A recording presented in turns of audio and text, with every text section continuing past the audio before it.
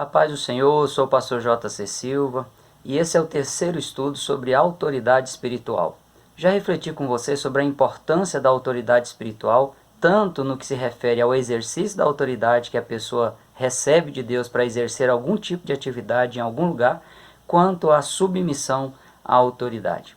Parafraseando um ditado popular, pode-se dizer que a pessoa ela pode aprender com os erros dos outros, com os seus próprios erros, ou a pessoa continua ignorante por deixar de aprender. Aprender com os erros dos outros é a melhor forma de amenizar as percas, evitar sofrimentos e descobrir aí alternativas que podem dinamizar projetos e conquistas.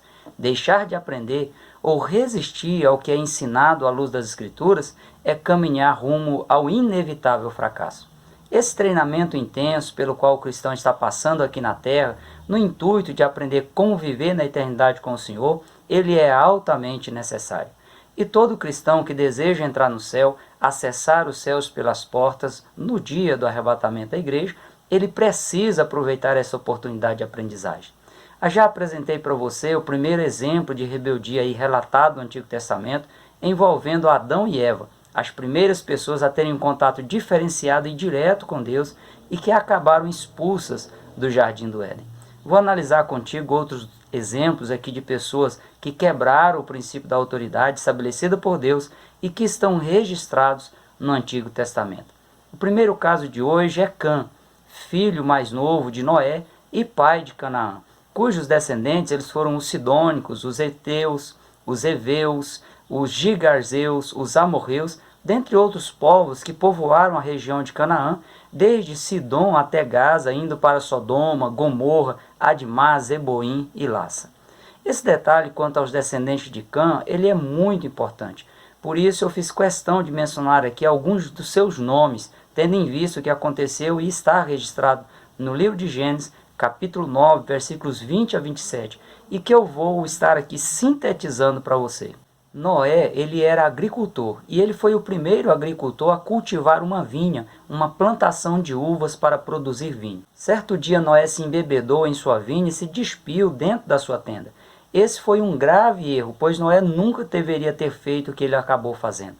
Noé, ele foi instituído aí por Deus como autoridade sobre a família. No entanto, quando Cã viu aí a conduta imprópria do pai, ele aproveitou a chance para expor a falha do próprio pai aos seus irmãos, cometendo aí o pecado de injúria, pois ofendeu a dignidade do seu pai e foi injusto com ele, já que na condição na qual Noé se encontrava, ele não tinha condições de se cobrir e evitar aquela situação vexatória.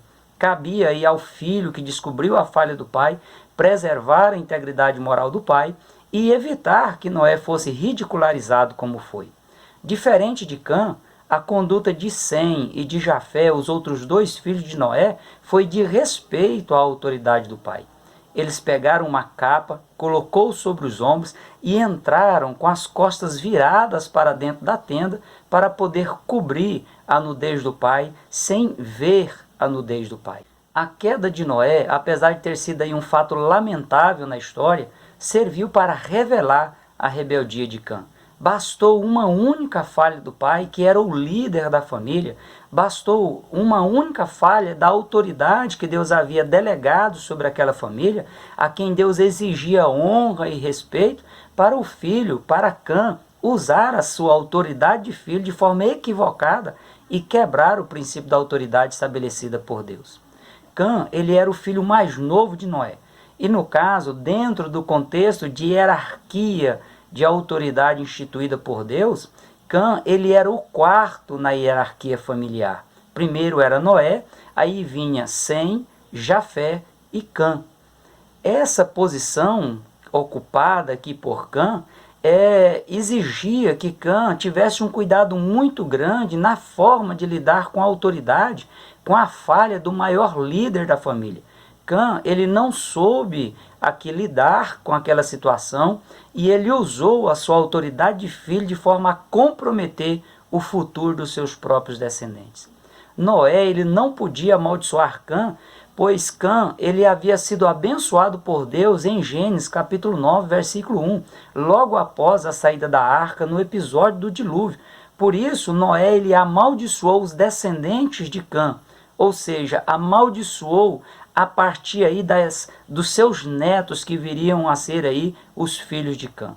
Em Gênesis capítulo 9, versículos 25 a 27, Noé, ele profetizou que a descendência de Cã seria amaldiçoada e viveria aí escrava dos seus próprios irmãos.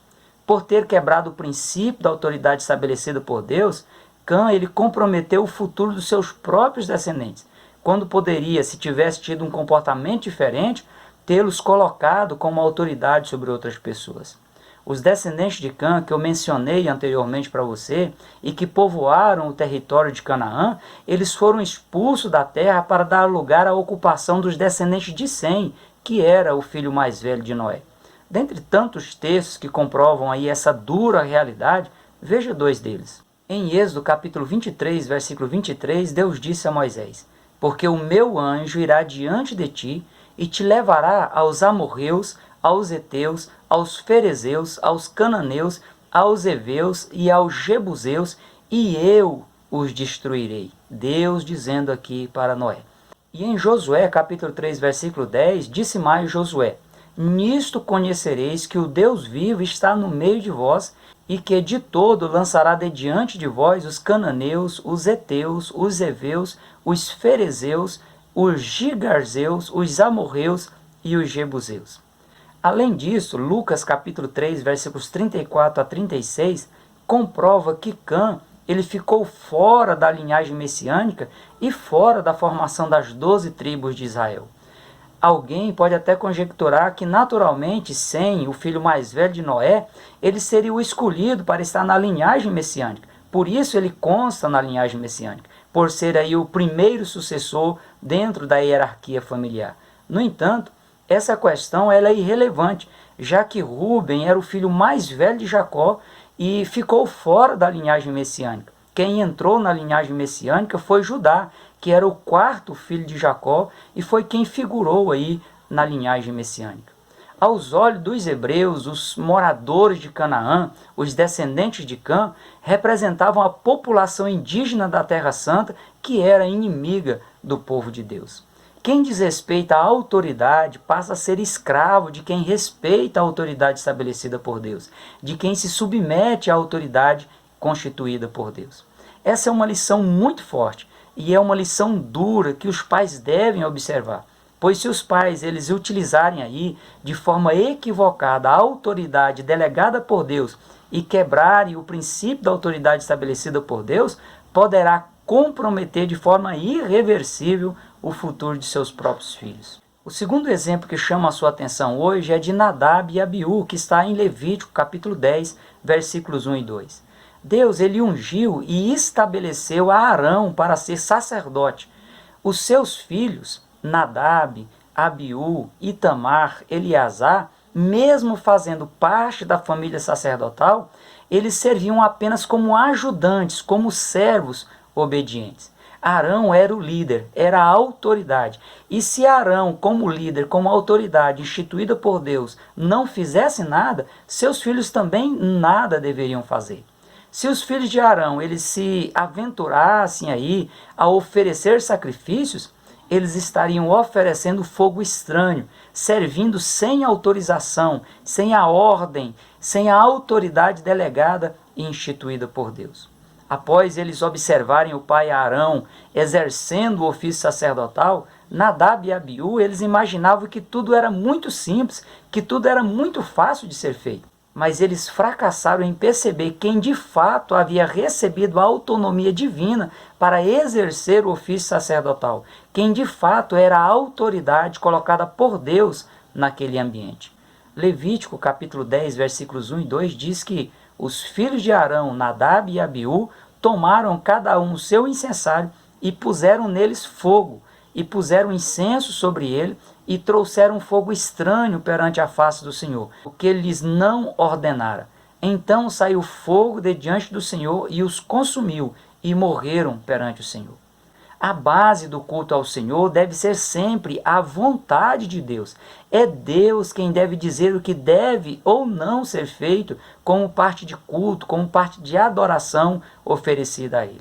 A partir do momento que o culto ele tem origem na vontade humana, sem considerar a vontade de Deus, é fogo estranho e termina em morte.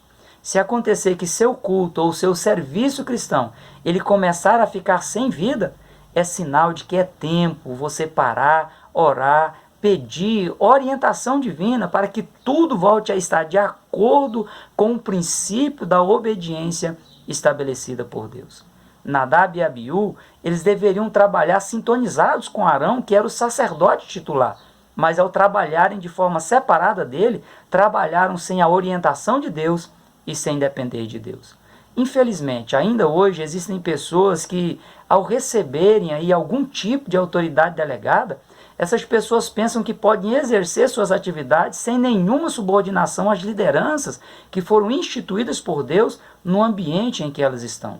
Deixam de buscar orientação das lideranças locais e de dar satisfação do que pretende fazer ou deixar de fazer. Cada cristão ele deve servir a Deus de acordo com a ordem de autoridade estabelecida por Deus no local em que ela estiver, seja na igreja, seja na família, seja no trabalho ou no exercício de sua cidadania. Bons exemplos a serem observados são os de Barnabé e Paulo, de Paulo e Timóteo, de Pedro e Marcos. Eles trabalharam juntos, enquanto uns eram os responsáveis direto pela obra, os outros auxiliavam com grande alegria. O foco, o objetivo divino no altar do Antigo Testamento, ele ia além dos sacrifícios oferecidos. Era a manutenção da obediência à autoridade divina e às autoridades delegadas por Deus. Em 1 Samuel capítulo 15, versículo 22, Samuel diz: "Tem porventura o Senhor tanto prazer em holocausto e sacrifícios, como em que se obedeça a palavra do Senhor? Eis que o obedecer é melhor do que o sacrificar, e o atender é melhor do que a gordura de carneiros." Levítico capítulo 10, versículos 6 e 7, diz que, diante do ato de desobediência de Nadab e Abiú, Deus, por meio de Moisés, ele proibiu a Arão, pai dos dois que morreram, e também a Eleazar e a Itamar, os seus irmãos, de chorarem, de lamentarem as mortes de Nadab e Abiú. Se Arão, Eleazar e Itamar chorassem ou se lamentassem a morte de Nadab e Abiú, seria aí uma atitude de desaprovação da ação divina em eliminar os rebeldes. Eles fizeram conforme a palavra de Moisés, que percebeu aí a gravidade da rebeldia contra a autoridade divina. Números capítulo 20, versículo 28, mostra que, por se manter obediente às orientações divinas, mais tarde Eleazar ele assumiu o sacerdócio no lugar de Arão, seu pai. Eli, sacerdote, quando o profeta Samuel nasceu, ele era descendente de Itamar, um dos irmãos de Nadab e Abiú. E anos depois, quando Davi reorganizou o serviço sacerdotal, foram os descendentes de Eleazar e de Itamar, os dois irmãos de Nadab e Abiú, que se tornaram os responsáveis pelo ofício sacerdotal. A morte prematura de Nadab e Abiú, bem como aí a sequência histórica vitoriosa de Itamar e de Eleazar, comprova que a obediência à vontade de Deus é a melhor escolha que uma pessoa pode tomar ao longo da sua vida. Deixar de se submeter a uma autoridade estabelecida por Deus é afrontar o próprio Deus a quem a autoridade está representando. O terceiro exemplo de rebeldia que trago hoje é o exemplo de Arão e Miriam, conforme está no livro de Números, capítulo 12, versículos 1 a 4.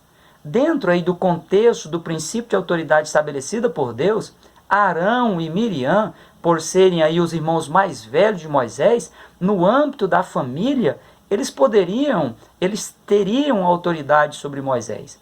Mas na vocação ministerial, no trabalho de Deus, na condução dos hebreus rumo a Canaã, a terra prometida, Arão e Miriam, eles deveriam se submeter a Moisés, que era a autoridade delegada por Deus para liderar os hebreus aí na libertação do cativeiro egípcio. Arão e Miriam, eles poderiam ter conversado e desaprovado o casamento de Moisés no âmbito familiar. No entanto, eles preferiram atacar o seu sacerdócio. Em Números capítulo 12, versículo 2, eles disseram: "Porventura falou o Senhor somente por Moisés, não falou também por nós?" E o Senhor ouviu. O resultado foi trágico. Miriam ficou leprosa e ficou isolada por 7 dias. E na condição de leprosa, em nada ela pôde se sentir melhor do que a mulher etíope com quem Moisés se casou. A injúria, a ofensa e a dignidade de uma autoridade somente comprova a existência do espírito de rebeldia na vida de uma pessoa. Ainda hoje, há quem critique as autoridades espirituais instituídas por Deus, sem se dar conta da gravidade de tal comportamento. Aprender como se submeter às autoridades e como exercer a autoridade delegada por Deus ultrapassa quaisquer questões pessoais ou particulares. É o mesmo que aprender como entender os princípios estabelecidos por Deus e como utilizá-los na vida diária de forma adequada. Ao aprender e entender o princípio da autoridade instituída por Deus, o conceito do que é pecado, do que é certo ou errado, passará por uma transformação radical. Isso porque a pessoa conseguirá ver que o pecado que mais distancia o ser humano de Deus é o pecado da desobediência. E que os demais pecados eles só são consumados após a pessoa desconsiderar, após a pessoa desobedecer às orientações de Deus através da sua palavra e através também das lideranças instituídas por Deus. Nessa sequência de estudos, eu estou preferindo gravar uns vídeos menores para que, se for o caso, você possa assistir mais de uma vez, de forma que essas questões fiquem bem claras para você e você evite a cometer equívocos, tanto na submissão às autoridades instituídas por Deus sobre sua vida, quanto na utilização do exercício da autoridade que Deus delegou a você, para que você a utilize nas atribuições e nas suas atividades diárias. Se você tiver dúvidas ou quaisquer outras questões, deixe seus comentários que estarei te respondendo o quanto antes. Que Deus em Cristo continue abençoando sua vida, sua família e suas atividades seculares, como também o seu devocional diário. Até a próxima reflexão bíblica pastoral. Prossiga na paz do Senhor.